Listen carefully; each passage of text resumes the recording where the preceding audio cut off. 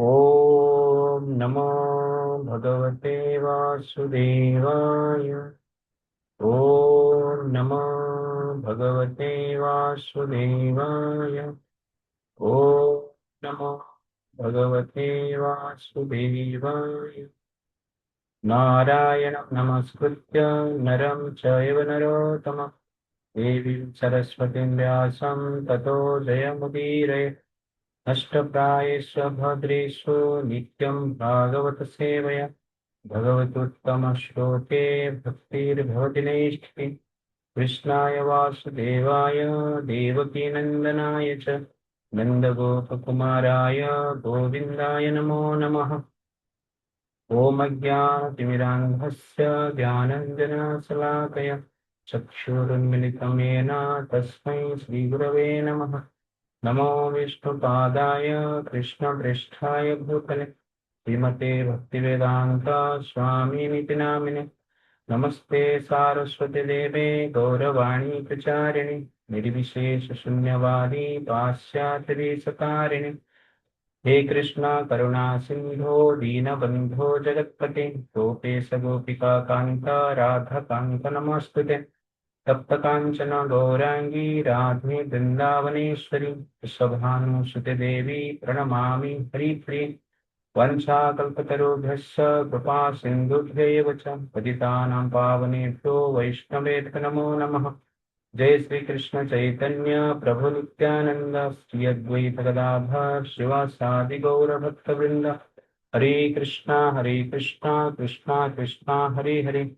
हरे राम राम राम हरे हरे। हरे कृष्णा। हरे कृष्णा समस्त भक्तों को हम स्वागत करते हैं आज का कार्यक्रम में। तो I would like to welcome all of you for this session today. So today we'll discuss shastra versus shastra. टाटका बद्ध हम देखेंगे रामायण बाल कांड पार्ट 10।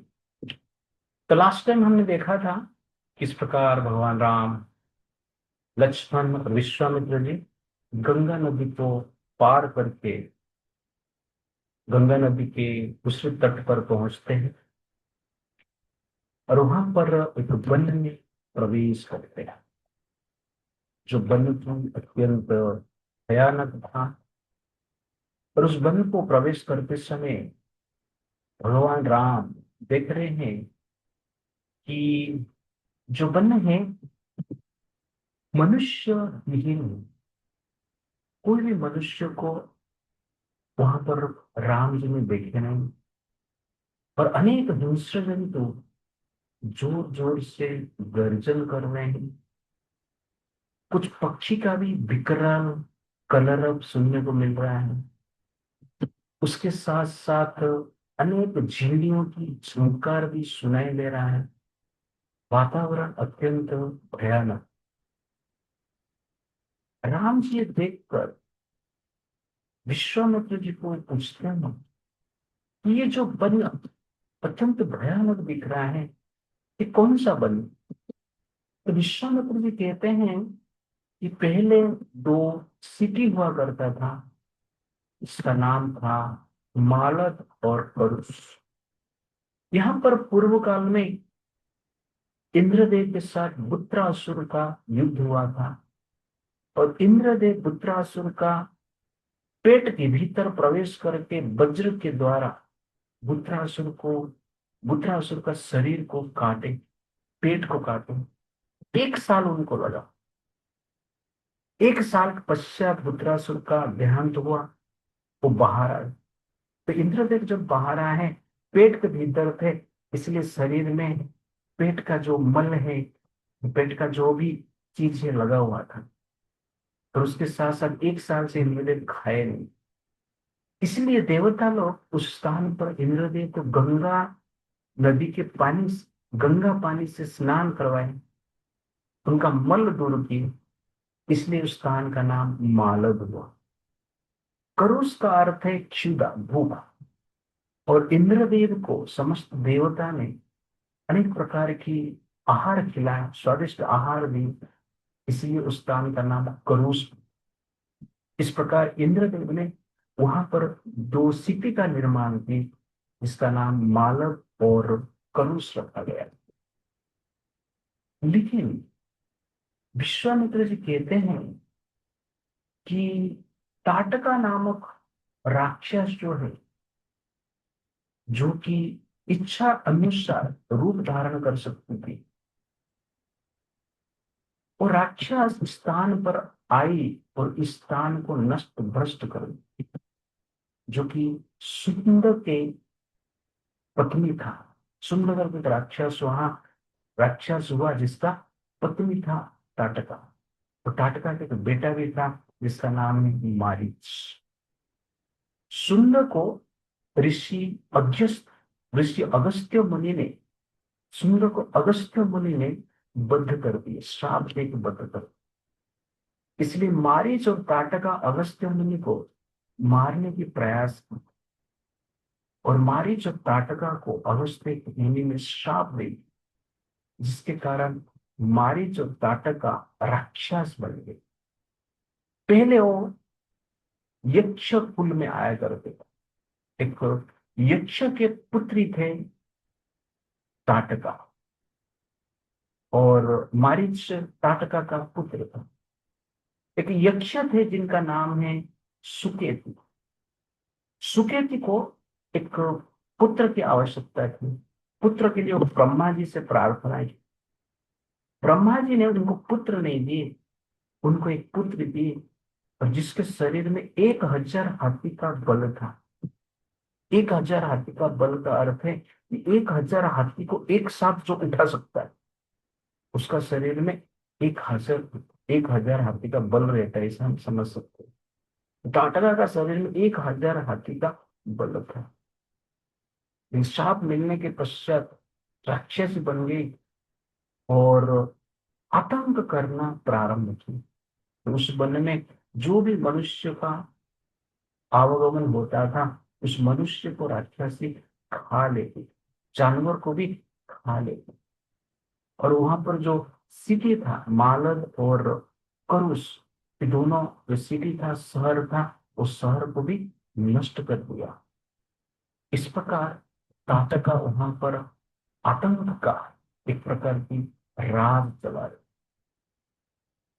ये सुनकर राम जी विचार करते हैं कि ताटका स्त्री है, इसका कैसे हम वध कर सकते।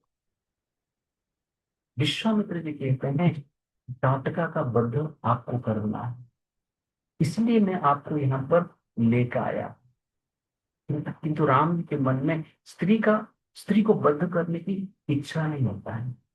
इसलिए विश्वामित्र जी कहते हैं, एनाम राघव दुर्वृत्तम यक्षम परुणा यक्षम परम दारुणम को ब्राह्मण हितार्थाय जाहि दुष्ट पराक्रमम। वो कहते हैं एनाम राघव दुर्वृत्ता। ये राघव भगवान राम का एक नाम है राघव, क्योंकि रघुवंश में वो जन्म हुए। पूर्व काल में एक राजा हुए जिनका नाम है रघु, और उनके वंश में आए, इसलिए उनका नाम राघव था। कहते हैं राघव, ये जो राक्षसी है, ये क्या है? दुर्वृत्तम। वृत्ति मतलब एक्शन। दुर्वृत्तम, ये राक्षसी जो है पाप कर्म करती है, वेद के अगेंस्ट में कार्य करती है। गुड वर्क का अर्थ है वेद के अनुसार कार्य करना। बेड वर्क का अर्थ है वेद के विरोध में कार्य करना। तो वेद है भगवान का वाणी, इसलिए जो वेद के अगेंस्ट में कार्य करता है वो दुर्वृत्ति करता है, और जो वेद के अनुसार वो कार्य करते हैं उसे मिल क्या है? सुवृत्ति करते हैं। ये जो राक्षसी है ये दुर्वृत्ता, पाप कर रही, पाप किया है, परम दारुणम, अत्यंत भयंकर, को ब्राह्मण हितार्थ। इसलिए आप गाय और ब्राह्मण का रक्षा करने के लिए ये राक्षसी का वध कर, क्योंकि राक्षसी अनेक गाय को मार दिया है, मार के खा गई, अनेक ब्राह्मण को भी मार के खा गई। जाहि दुष्ट पराक्रमण, और आप अपना शक्ति को दिखाकर शक्ति को प्रकट करके इस राक्षसी का वध किया। तो डिमंस जो होते हैं वास्तव में गाय को खाते हैं। डिमंस जो होते हैं वास्तव में जो भगवान के भक्त रहते हैं, जो धर्म का आचरण करते हैं, मनुष्य को खाते हैं, अन्य पशु पक्षी को भी खाते हैं। इसीलिए यहाँ पर विश्वामित्र जी कहते हैं इस राक्षसी को वध करो। फिर भी राम को संकोच होता था, ये स्त्री है, इसे मैं वध कर सकता हूं।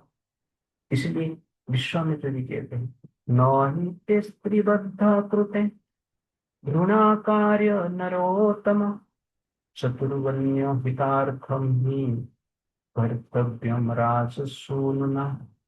वो कहते हैं न ही ते स्त्री बद्धा कृते, आप एक स्त्री को मार रहे करके सोचकर संकुचित मत होइए। नरोत्तम, आप उत्तम पुरुष, मनुष्य में सर्वश्रेष्ठ हैं आप इसको घृणा कार्य मानकर इस राक्षसी को छोड़ो मत।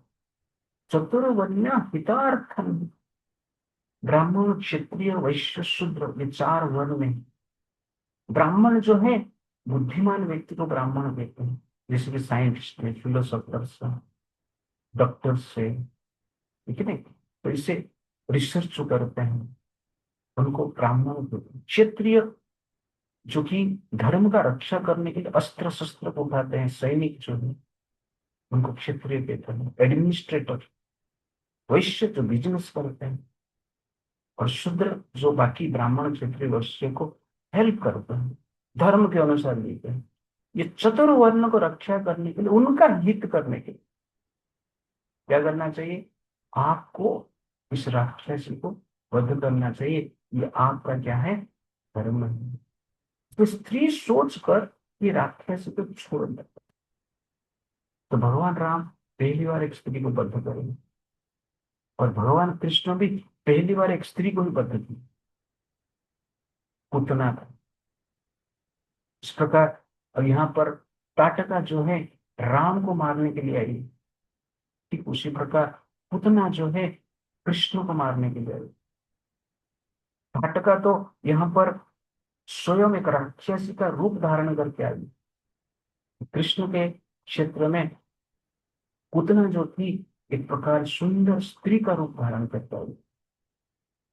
तो ठीक उसी प्रकार इस संसार में बहुत सारा पूतना घूम रहे हैं क्रिश्चियन के रूप में। क्रिश्चियन के जो नॉन है, जनरली हम बोल सकते हैं एक प्रकार की पूतना का कार्य करते हैं। जिस प्रकार पूतना ने कृष्ण को मारने के लिए रूप बदलकर सुंदर रूप धारण करके आई थी, ठीक उसी प्रकार इस संसार में अभी जो क्रिश्चियन मिशनरी से वो जनरली पूतना का रूप धारण कर एक सुंदर भाव लेकर आते हैं, नम्र भाव लेकर आते हैं, और आपको कहेंगे कि राम भगवान नहीं, कृष्ण भगवान नहीं, हिंदू धर्म धर्म नहीं, जीसस क्राइस्ट महान है, लेकिन गाय का मांस खाते हैं, व्यभिचार करते हैं, और आपका धन संपत्ति लूटने के लिए इस प्रकार के प्लान किए जाते हैं। इसलिए इस पूतना से हमें बचना पड़ेगा, बंद करना पड़ेगा। भगवान पूतना को माफ नहीं किया, छोड़े नहीं, उसको बदले मार ही दी। यहाँ पर वैसे ही आगे जाके भगवान राम ताटका का भी वध करेंगे। इसलिए विश्वामित्र जी कहते हैं कि आप जनरली स्त्री सोचकर इस ताटका को छोड़ो मत। नृशंसम अनुशंसम वा प्रजारक्षण कारणात् पातकं वा सदोषं वा कर्तव्यं रक्षता सदा। तो विश्वामित्र जी राम जी को समझा रहे हैं नृशंसम अनुशंसम वा, कभी कभी दया के कारण और क्रुएल्टी के कारण। एक आप संसार में कोई बोलेगा ये क्रुएल्टी है, एक प्रकार की दुर्नीति, अत्याचार का कारण है। कभी कभी ऐसा कोई कहेगा कि ये अनुशंसम, दया का कारण। ये दोष है, ये पाप है, पातकम सदोषम, ये पाप है, पुण्य है। आप ऐसा विचार मत कीजिए कि मैं दुर्नीति कर रहा हूँ, अन्याय अन्याय कर रहा हूँ, अत्याचार कर रहा हूँ और मैं जनरली दया के कारण इसको छोड़ दूंगा। कर्तव्य पालन में यहाँ पर कहते हैं, कर्तव्यम रक्षता सदा।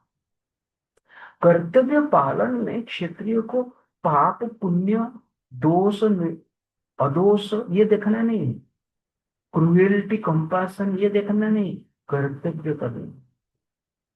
कर्तव्य करने के लिए कभी कभी अपने लोगों को भी मारना पड़े तो मार देना चाहिए, स्त्री को भी मारना पड़े तो मार देना चाहिए, क्योंकि कर्तव्य आवश्यकता है। अधर्म के पथ में अपने व्यक्ति भी है, उसका वध की आवश्यकता है। अधर्म के पथ में स्त्री भी है, उसका वध की आवश्यकता है। तो शास्त्र कहता है स्त्री का रक्षा करनी चाहिए, लेकिन अधर्म करेंगे तो स्त्री को भी मारना चाहिए। स्त्री मतलब अपना स्त्री नहीं, स्त्री मतलब women, ladies, general term use किया गया, नहीं तो लोग जाएंगे अपना स्त्री को मारना शुरू कर देंगे तो प्रॉब्लम। ठीक है नहीं।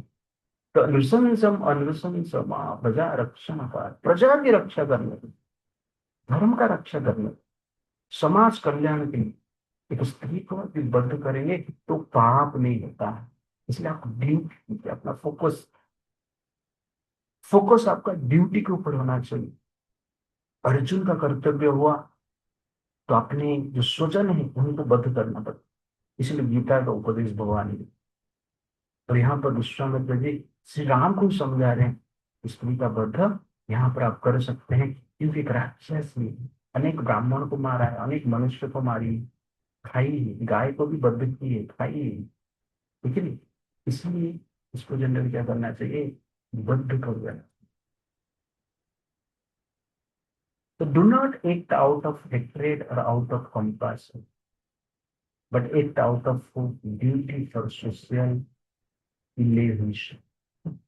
Do not act for personal reputation or defamation, but act out of duty for social protection. तो कभी अपना ड्यूटी करते समय अब हम जनरली दया और हेट्रेड को मन में नहीं रखें। ड्यूटी के लिए, समाज के कल्याण के लिए दया का कर्म है तो करना है, और कभी कभी निर्दयता भी बनना है तो बनना है। जैसे कि पिता माता कभी कभी बच्चे को पीटते हैं, स्कूल नहीं जाते, तो कोई गलत करते हैं तो दो थप्पड़ लगा देते, तो पिता माता का हेट्रेड भी नहीं, ये भी प्रेम नहीं, कि वहां पर मारना ही, पीटना ही उपकार है। इसीलिए यहाँ पर ये राक्षसी ताटका को मारना ही उपकार है, उसको छोड़ देना ही अपकार है। इसलिए ड्यूटी करना चाहिए। इसके बाद पिता माता ड्यूटी करते हैं संतान के ऊपर, ऋषि क्षत्रिय का ड्यूटी है यहाँ पर जो आतंकवादी है उनको बद्ध करना चाहिए। आतंकवादी जनरली शास्त्र के अगेंस्ट में कार्य करते हैं, स्वार्थ के अनुसार कार्य करते हैं, उस व्यक्ति को मार देता है, निर्दोष व्यक्ति को मार देते हैं, घर जला देते हैं, धन संपत्ति लूट लेते हैं, जमीन लूट देते हैं, किसी को अपहरण करके रेप करते हैं, मर्डर करते हैं। इन लोग को जनरली क्या कहा जाता है, आतंकवादी कहा जाता है। और इनको जनरली क्या करना चाहिए, मार देना। Do not act for personal reputation and defamation, लोग क्या कहेंगे ये कभी नहीं सोचना है। हमें क्या करना चाहिए, वास्तव में ड्यूटी के ऊपर फोकस करना चाहिए। अब संसार में कुछ भी करो, लोग कुछ ना कुछ कहेंगे, इसलिए लोग क्या कहेंगे उसके ऊपर हमें ध्यान देने की आवश्यकता नहीं है। इसलिए विश्वामित्र जी कहते हैं आप अपना ड्यूटी के ऊपर फोकस करें। इसलिए हर पल हमें क्या करना चाहिए, लोगों के विचार के ऊपर ध्यान नहीं देना। हमें अच्छा लग रहा है बुरा लग रहा है उसके ऊपर भी ध्यान नहीं देना, हमें ड्यूटी करना चाहिए। कभी कभी कोई कोई चीज अच्छा नहीं लगता है फिर भी करना चाहिए, दैट इज ड्यूटी। जैसे वृद्ध पिता माता होते हैं, उनका सेवा करना किसको अच्छा नहीं लगता,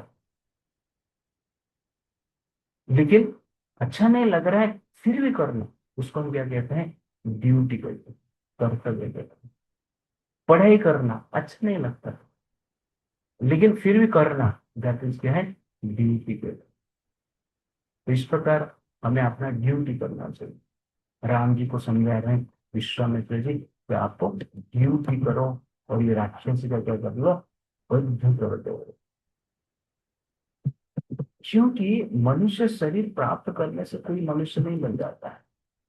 man and women all about birth, man and women all about birth, animal and human all about species, but personality is all about character. व्यक्तित्व जो है वास्तव में क्या है, चरित्र है। मनुष्य एक स्पीसीज, स्त्री पुरुष बनना जन्म से एक जेंडर है, और चरित्रवान बनना अत्यंत आवश्यक। ये चरित्र नहीं है, स्त्री हो या पुरुष एक ही चीज। और वो कुछ गलत कार्य कर रहे हैं समाज में, उसको बंद करना चाहिए, ये समझा रहे। Turn your eyes from praise और blame, care no more for fear और fair, let all thoughts of self deserve, focus on duty with deserve. Main चीज है हम जीवन में ड्यूटी के ऊपर फोकस करते हैं। इसलिए विश्वामित्र जी को भगवान विश्वामित्र जी भगवान राम को कहते हैं कि कर्तव्यम राजसु, हे राजा, हे राम, राजा का जो कर्तव्य है वो कार्य आप कीजिए। उसके बाद होते क्रो वो ब्राह्मण हितार्थाय, देशस्य च हिताय च, तव च एव अप्रमेयस्य वचनं कर्तुम उद्यतः। कहते गो ब्राह्मण हितार्थाय, फिर से गो ब्राह्मण की बात करें। गो ब्राह्मण हितार्थाय, गाय और ब्राह्मण का रक्षा करनी, देश देश का रक्षा करना, प्रजा की रक्षा करना, प्रजा का कल्याण करना। इसलिए आप अपना शक्ति से इस राक्षसी का वध कर दो, और इस संसार में आप महान बन जाओ। तो गो ब्राह्मण पिता, तो भगवान कृष्ण का प्रणाम मंत्र में भी कहा जाता है, नमो ब्रह्मण्य देवाय गो ब्रह्मण्य हिताय जगत हिताय कृष्णाय गोविंदाय नमो नमः। नमो ब्रह्मण्य देवा, भगवान कृष्ण को प्रणाम करके कहा जाता है ये ब्राह्मण के देवता। गो ब्राह्मण्य हिताय, और गाय ब्राह्मण का रक्षा करते हैं, इसलिए मैं आपको प्रणाम करता हूँ। वास्तव में संसार में आप देखेंगे, गाय का रक्षा करना समाज का रक्षा करना। मान लो संसार में गाय नहीं है, इमेजिन गाय नहीं है। आजकल तो डेली जनरली लाखों लाख गाय मार दिया जाता। गाय नहीं है तो दूध कहाँ से आएगा? आप कहेंगे प्रभु जी हम बोतल का दूध पीते, पैकेट दूध पीते। ये पैकेट का दूध जो बनता है, गाय का दूध को लिक्विड, जो गाय का लिक्विड दूध है उसको ही सॉलिड फॉर्म में लाया जाता है। वास्तव में हम अमूल का दूध नहीं पीते हैं, हम गाय का दूध पीते हैं। सेरेलेक जो खाते हैं वो भी गाय का दूध से बना है। तो दूध जो है बच्चे भी पीते हैं, बड़े भी पीते हैं, बूढ़े भी पीते हैं, माँ भी पीती है, बेटा भी पीते हैं, बेटी भी पीती है, सब लोग दूध पीते हैं। तो दूध है इसलिए शरीर में रक्त है, ब्लड है। बचपन से डायरेक्ट कोई खाना आप नहीं खा सकते, बड़े होने के बाद आप पिज्जा पास्ता डाइजेशन कर दें, क्योंकि बड़े होने के लिए तो दूध चाहिए ना। इसलिए जो दूध है वास्तव में हमारा पहला ओरिजिनल फाउंडेशनल आहार है, जिसके कारण शरीर जीवित है। और दूध गाय से आता है। दूध नहीं रहेगा तो बच्चे बचेंगे ही नहीं, बच्चे नहीं रहेगा तो संसार में जीवन किधर है? बच्चे ही बड़े होते हैं ना। इसलिए पहले हमें जो दिया है गाय का दूध हमने दिया, इसलिए गाय समाज का हित करती है। ये गाय का महानता। गाय साधारण नहीं, गाय का अनेक चीज है, मैं आगे बताऊंगा तो, बट यहाँ पर मेन चीज मैं बता रहा हूँ। गो ब्राह्मण की हिता, ब्राह्मण मतलब साइंटिस्ट, जो रिसर्च करके समाज कल्याण करने के लिए कुछ निर्माण करते हैं। यहाँ पर विश्वामित्र भी एक ब्राह्मण है, पहले राम जी को बहुत अस्त्र शस्त्र दिए, आगे भी अस्त्र शस्त्र देंगे, रिसर्च करके बहुत निर्माण करते हैं। जो भी हम इंडस्ट्रीज देख रहे हैं, जो भी हम टेक्नोलॉजी देख रहे हैं, जिनके यहाँ पर मान लो अभी हमारे पास लैपटॉप है, मोबाइल है, जूम है, इसमें हम देखते हैं। लेकिन ये सब कैसे हुआ है? वो ब्राह्मण ने हिताया उसे। ब्राह्मण का कार्य, ब्राह्मण मतलब ये नहीं है कि केवल हमारा धर्म शास्त्र को ही पढ़ता है। ये वास्तव में धर्म शास्त्र का अर्थ है साइंस भी है, धर्म का ज्ञान और विज्ञान का विज्ञान, आध्यात्मिक विज्ञान भौतिक विज्ञान का मिलन में जो बनता है उसको ही हम धर्म शास्त्र देते हैं। तो वेद शास्त्र मतलब यहाँ पर generally physics, chemistry, mathematics, biology, architecture सब कुछ है, politics, geography, everything is there, psychology सब कुछ। उसके साथ साथ क्या है? आध्यात्मिक ज्ञान है, भगवान का ज्ञान है, आत्मा का ज्ञान है, मुक्ति का ज्ञान है, स्वर्ग का ज्ञान है और वैकुंठ का ज्ञान है। ये सब जो ब्राह्मण देते हैं। सोसाइटी में ब्राह्मण नहीं रहेगा, सब लोग अज्ञानी बन गए, सब लोग टटका बन गए, राक्षसी बन जाएंगे, राक्षस बन गए। इसलिए वास्तव में गाय और ब्राह्मण सोसाइटी का हित करते हैं। गाय शरीर का पोषण करता है और ब्राह्मण जो है हमारा मन को पोषण करता है। मानसिक और बौद्धिक विकास ब्राह्मण के द्वारा होता है और जो शारीरिक विकास गाय के द्वारा होता है। इसलिए को ब्राह्मण हितार्थ है। हे राम, गाय और ब्राह्मण का हित साधन करने के लिए आपको क्या करना चाहिए? इस राक्षसी का वध करना चाहिए। इस प्रकार जनरली राम जी को विश्वामित्र जी कहते हैं। और ये सुनने के पश्चात राम जी तुरंत अपने हाथ से धनुष उठाते हैं, उस राक्षस को मारने की इच्छा से धनुष का जो स्ट्रिंग है, टंकार को खींचते हैं। उससे जो आवाज होता है, इतना जोर से आवाज होता है कि बड़े बड़े हाथी, बाघ, सिंह डर के मारे इधर उधर भागते हैं। और ये आवाज जब ताटका सुनती है, उस आवाज का दिशा में ताटका आती है। और राम जी पहली बार ताटका को देख रहे हैं।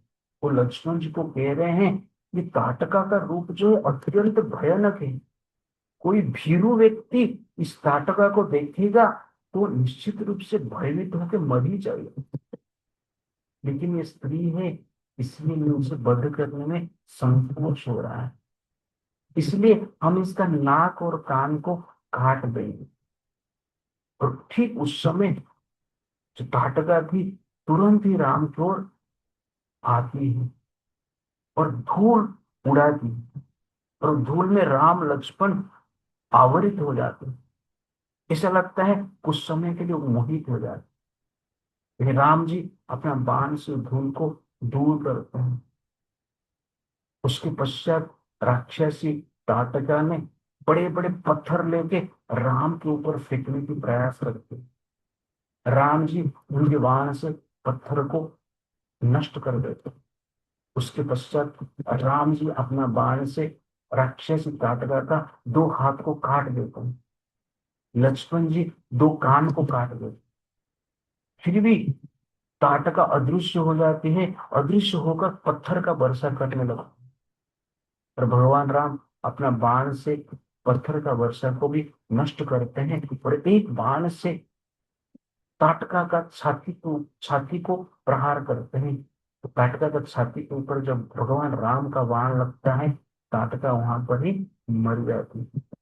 उस समय समस्त देवता प्रसन्न हो जाते हैं, फूल का वर्षा करते हैं। विश्वामित्र जी राम जी का मस्तक को सूंघते हैं, उनको आलिंगन करते हैं तो खुश हो जाते हैं। ताटका यहाँ पर ताटका का वध हो जाता है।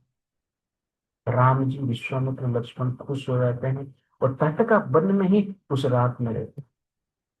और उस समय विश्वामित्र जी राम के ऊपर इतना प्रसन्न हो जाते हैं कि वो सोचते हैं मेरे पास जितना भी अस्त्र शस्त्र है राम को मैं प्रदान करता हूँ। क्योंकि ये धार्मिक है, बलवान है, और मेरे आदेश के कारण स्त्री को भी ये बद्ध करने के लिए प्रस्तुत हो गए।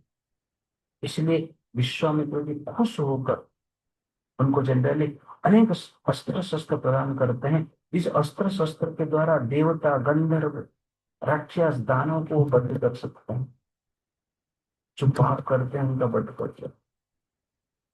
तो इस प्रकार वो दंड चक्र, धर्म चक्र, काल चक्र, विष्णु चक्र, इंद्र चक्र आदि अस्त्र शस्त्र प्रदान करते हैं। मोदक की शिखर नामक दो गदा भी प्रदान करते। धर्म पास, कल्प पास, वरुण पास, ये भी अस्त्र शस्त्र प्रदान करते हैं। सूर्य देव का तेज प्रभा नामक अस्त्र था, वो भी देते हैं।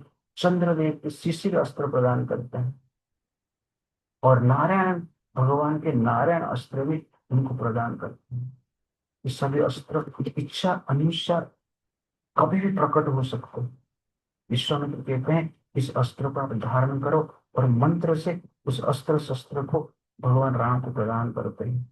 और समस्त अस्त्र शस्त्र एक स्वरूप में आते हैं, एक व्यक्ति के रूप में आते हैं। राम जी को प्रणाम करते हैं और कहते हैं आप हमें आदेश दीजिए, हम आपका आज्ञा पालन करें।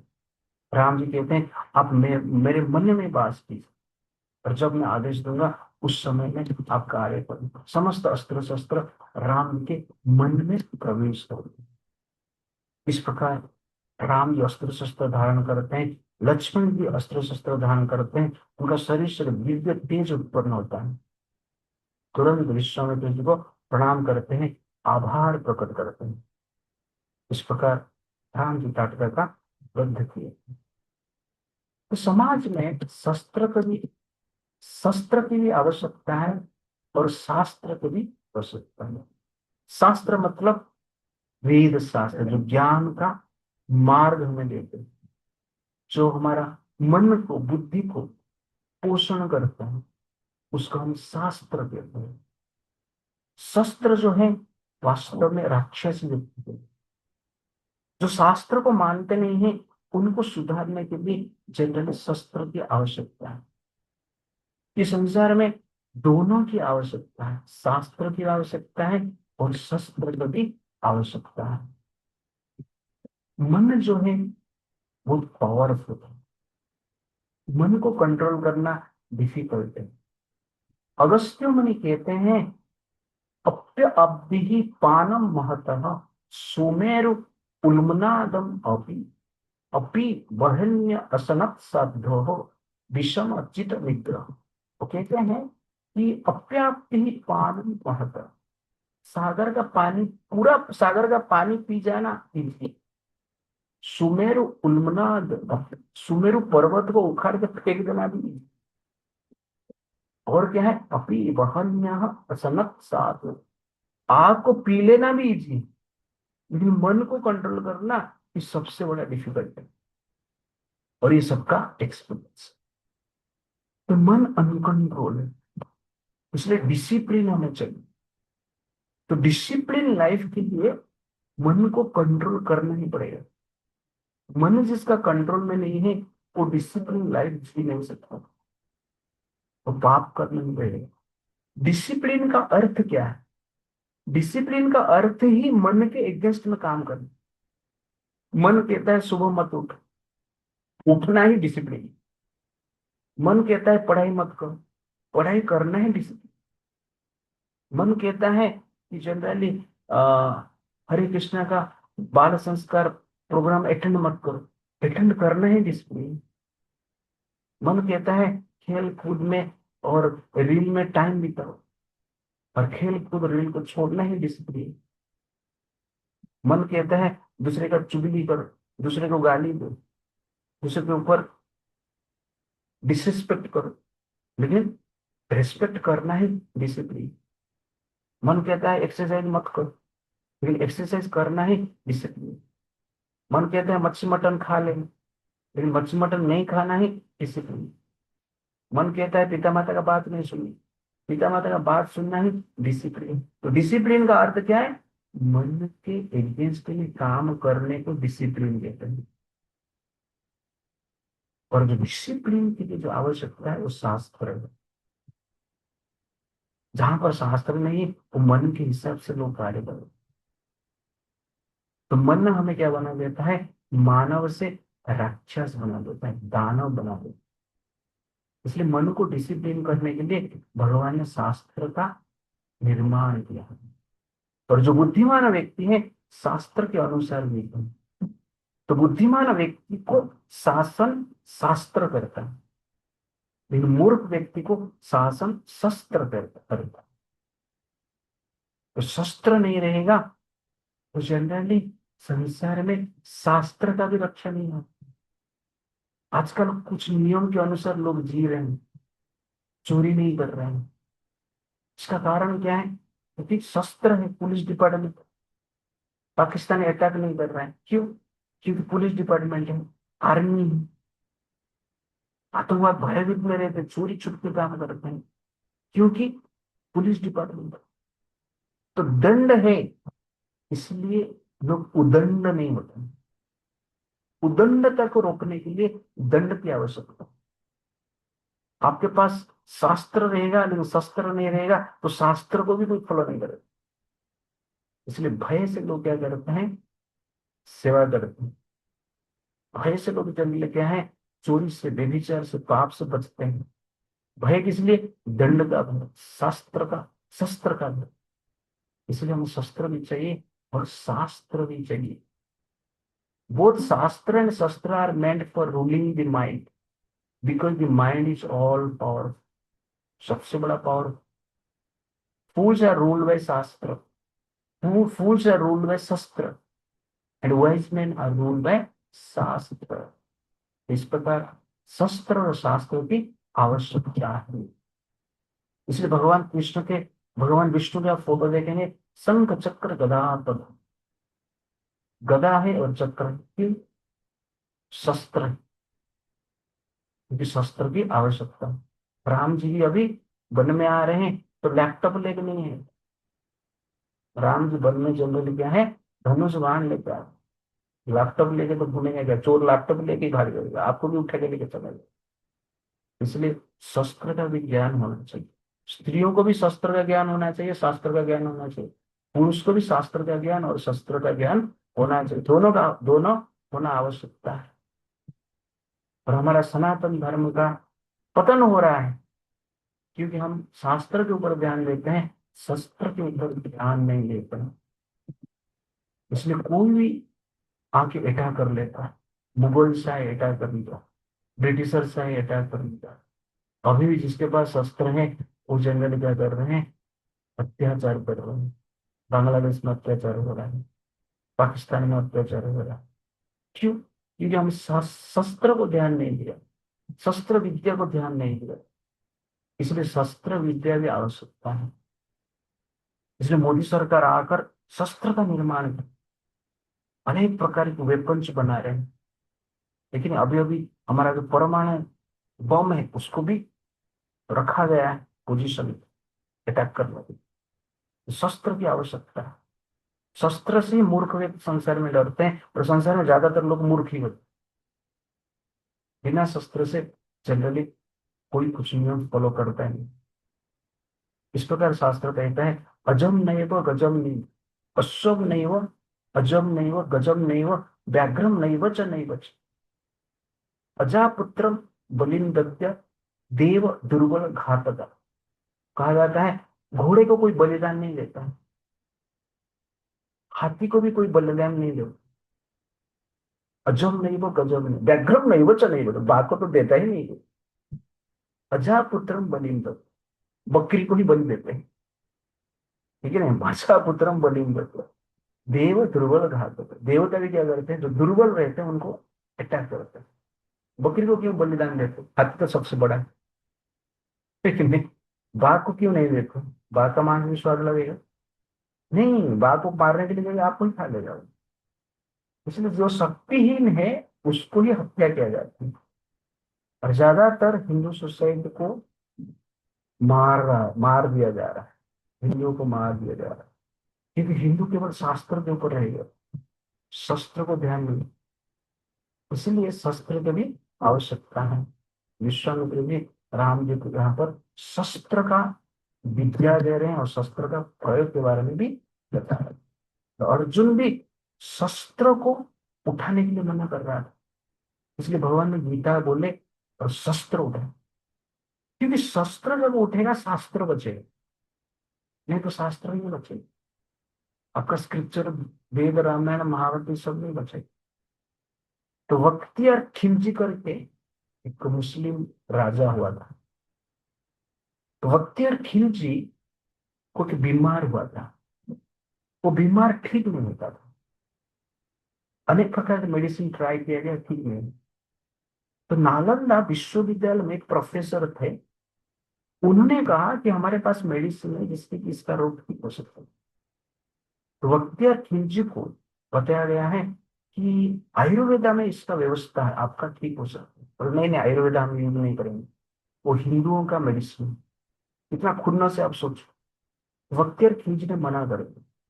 लेकिन उनके जो मंत्री थे जनरली उनको बोले कि आप कुरान पढ़ो, और कुरान पढ़ने से आपका रोग ठीक हो जाएगा। तो वो कुरान पढ़ने लगा प्रतिदिन, ऐसा कुछ महीना पढ़ा, उसका रोग ठीक है। बाद में उसको आश्चर्य लगा, कुरान पढ़ने से कैसे ठीक हो। तो पूछा मंत्रियों को एग्जैक्टली क्या हुआ बता। तो मंत्री ने कहा कि नालंदा यूनिवर्सिटी में एक प्रोफेसर है, उन्होंने एक पाउडर दिए, उस पाउडर को हम लोगों ने कुरान का जो पेज था ना उसमें लगा दिया। आप जो पढ़ते थे उस समय पे आपका मुंह में कुछ पाउडर जाता था और नाक में कुछ पाउडर जाता था, उस पाउडर के कारण आपका रोग ठीक हो गया। यार खिलजी जब ये सुनता है गुस्सा हो जाता है, बोलता हिंदुओं का मेडिसिन से मेरा रोग ठीक हुआ, वो ईर्ष्या करता है। और बख्तियार खिलजी नालंदा विश्वविद्यालय को अटैक करता है, 200 सोल्जर के साथ आता है, 200 सोल्जर के साथ आकर नालंदा विश्वविद्यालय का 10,000 से ज्यादा प्रोफेसर को काट के मार देता, और नालंदा विश्वविद्यालय में आग लगा देता है। 90,000 वहां पर बुक्स था, हमारा शास्त्र था, और उस शस्त्र लेकर आके चला देता। उसके बाद बख्तियार खिलजी वहां से क्या करता है, बिहार से कहा जाता है कामाख्या देवी को, कामाख्या देवी मंदिर को आक्रमण करने के लिए जाता है असम की ओर। और असम में लड़कियां वहां पर शस्त्र लेके खड़े थे, और लड़कियां ने कुछ लड़की मिलके, माताएं स्त्री मिलकर शस्त्र से बख्तियार खिलजी का सैनिक को मार दे, और बख्तियार खिलजी को भी बांध दी, बांध करके घोड़े में उसको बांधे फिर, और पूरा असम में जो कामाख्या मंदिर है उस एरिया में उसको घुमाए, बाद में उसको मार दे। तो ये जनरल क्या है, शस्त्र का पावर। तो हमारे पास शस्त्र शस्त्र का पावर नहीं था, इसलिए नालंदा विश्वविद्यालय को जला दिया गया। इसीलिए शास्त्र का भी रक्षा करना है, शरीर का भी रक्षा करना है, मान सम्मान का भी रक्षा करना है, धन संपत्ति का भी रक्षा करना है, तो हमें शस्त्र की आवश्यकता है। इसलिए भगवान अर्जुन को कहते हैं शस्त्र। यहाँ पर विश्वामित्र जी कहते हैं रावण जी को, आप भी शस्त्र उठाओ, ये आवश्यकता। कभी कभी लोग पूछेंगे प्रभु जी आप तो घृणा फैला रहे हैं, ईर्ष्या कर रहे हैं। ईर्ष्या नहीं, जो ईर्ष्या करते हैं उनको मारने के लिए शस्त्र आवश्यकता है। ईर्ष्या करने वाले व्यक्ति को आप नहीं मारेंगे, हिंसा करने वाले व्यक्ति को आप नहीं मारेंगे, तो संसार में हिंसा ही रहेगी, हिंसा रहेगा। इसलिए शस्त्र से ही अहिंसा बचता है, नहीं तो हिंसा बढ़ जाता है। इसलिए शस्त्र की आवश्यकता है। अर्जुन ने हिंसा के कारण पांडवों को नहीं मारा, भगवान कृष्ण के प्रति प्रेम के कारण मारा है, समाज कल्याण के कारण मारा है। इसलिए शस्त्र अत्यंत आवश्यकता है। शास्त्र की जितना जरूरत है शस्त्र की भी उतना जरूरत है। जैसे डॉक्टर कभी कभी क्या करते हैं, मेडिसिन देते हैं, और मेडिसिन से रोग क्योर नहीं होता है तो ऑपरेशन करते हैं, शस्त्र प्रचार करते हैं, ऑपरेशन करते हैं। तो ठीक उसी प्रकार इस संसार में भी घाव रहेंगे, आतंकवादी, तो शस्त्र रहेगा तो डरेंगे, और उनको मारेंगे तो काम होगा। जैसे अभी योगी जी एनकाउंटर कर रहे हैं, यूपी में। यूपी में योगी आने से पहले जनरली बहुत सारा चोरी होता था, लूटपाट होता था, और लड़कियों का अपहरण किया जाता था।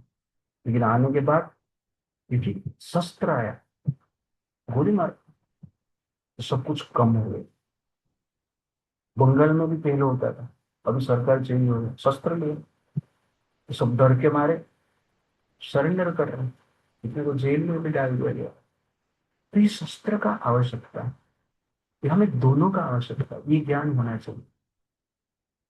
ये ज्ञान रहेगा तो वास्तव में हमारा क्या होगा, प्रोटेक्शन होगा। This is very very important. और साधु संत जो होते हैं ये दोनों का ज्ञान देते हैं। विश्वामित्र जी शस्त्र का भी ज्ञान दे रहे हैं और शास्त्र का भी ज्ञान दे रहे हैं। और आजकल के साधु जो है ये दोनों ज्ञान देना चाहिए, केवल शास्त्र ही बताते रहेंगे, कथा सुन रहे हैं, मजा आ रहा है, कोई रो रहा है, कोई नाच रहा है, कोई गा रहा है, ठीक है, लेकिन शास्त्र का भी ज्ञान देना, शस्त्र का भी ज्ञान देना आवश्यक है। तब जाके समाज में क्या होगा, समाधान होगा। राक्षस व्यक्ति को वध नहीं करेंगे तो समाधान नहीं है। इसलिए शस्त्र का भी आवश्यकता है, शास्त्र का भी आवश्यकता है। और भगवान कृष्ण परशुराम अवतार में है, जब क्षत्रिय लोग राक्षसी विचारधारा में प्रभावित होकर अनेक अनेक अनेक अत्याचार स्टार्ट किए, उस समय के भगवान परशुराम आकर केवल 21 बार पूरा भूमंडल में भ्रमण की, 21 बार, 21 बार भ्रमण करके समस्त क्षत्रिय को मार ही दिया, बार बार मार। इन शस्त्र की आवश्यकता है, शास्त्र को बचाने के लिए शस्त्र की आवश्यकता है। तो कभी साधु को टीचिंग देना चाहिए और कभी कभी साधु को अस्त्र उठाना चाहिए। यहाँ पर विश्वामित्र जी स्वयं अस्त्र नहीं उठाए, शस्त्र नहीं उठाए, राम जी को देता है।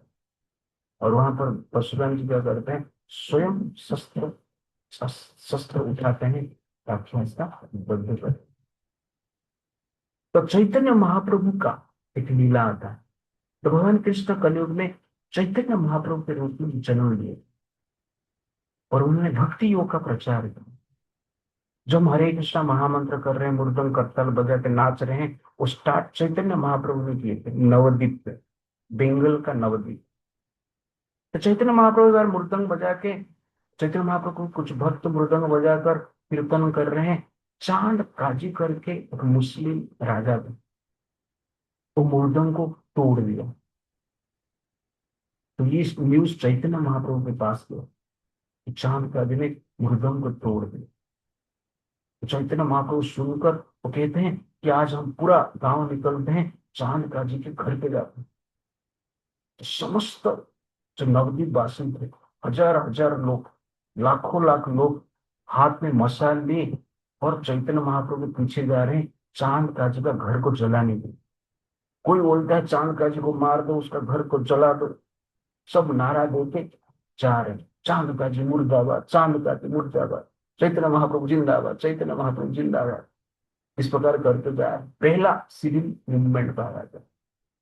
तो चांद का जब ये सुना, सुनकर घर से ही निकला नहीं, चैतन्य महाप्रभु उसका घर के सामने ही गए, खड़े हो गए, उसको बुले, आ नहीं रहा है, 1 घंटा हो गया बाहर नहीं आ रहे डर के मारे।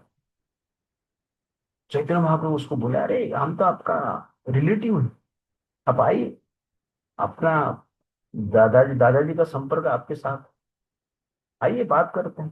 तो चांद का जी डर के मारे बाहर आता है और आकर चैतन्य महाप्रभु का शरण लेते हैं।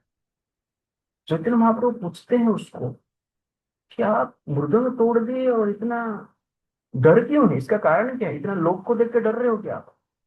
तो चांद का जी कहता है इतना लोग को देख के मैं नहीं डर रहा, मैं किसको डर रहे थे, तो कल रात को एक प्रॉब्लम हुआ था, मैं क्या हुआ था ना, मृदंग तोड़ के मैं सो गया, सोने के पश्चात रात को नरसिंह भगवान आए और नरसिंह भगवान आके मेरे छाती ऊपर बैठे और नाखून ऐसा दिखा रहे थे, बोले तू मृदंग तोड़ा है, तेरा अभी छाती में फाड़ दूंगा।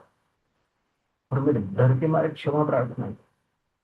नरसिंह भगवान बोले ठीक है, ये बार मैं छोड़ देता हूँ, नेक्स्ट टाइम कुछ करेगा तेरा छाती फाड़ दूंगा। चैतन्य महाप्रभु बोले कुछ प्रूफ है क्या? हाँ प्रूफ है। तो अपना कुर्ता निकालता है और दिखाता है, नरसिंह भगवान का नाखून का चिन्ह उसके छाती में था। तो ये जनरली शस्त्र।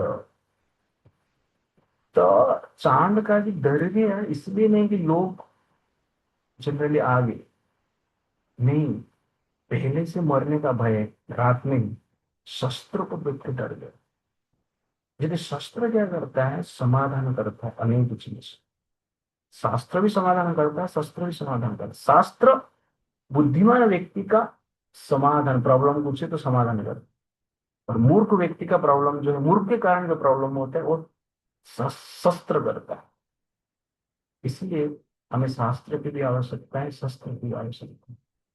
गांधी जी आए, बोलते हमारा हमारा देश अहिंसा नीति से मुक्ति हुआ, अहिंसा के कारण ब्रिटिशर्स चला गए।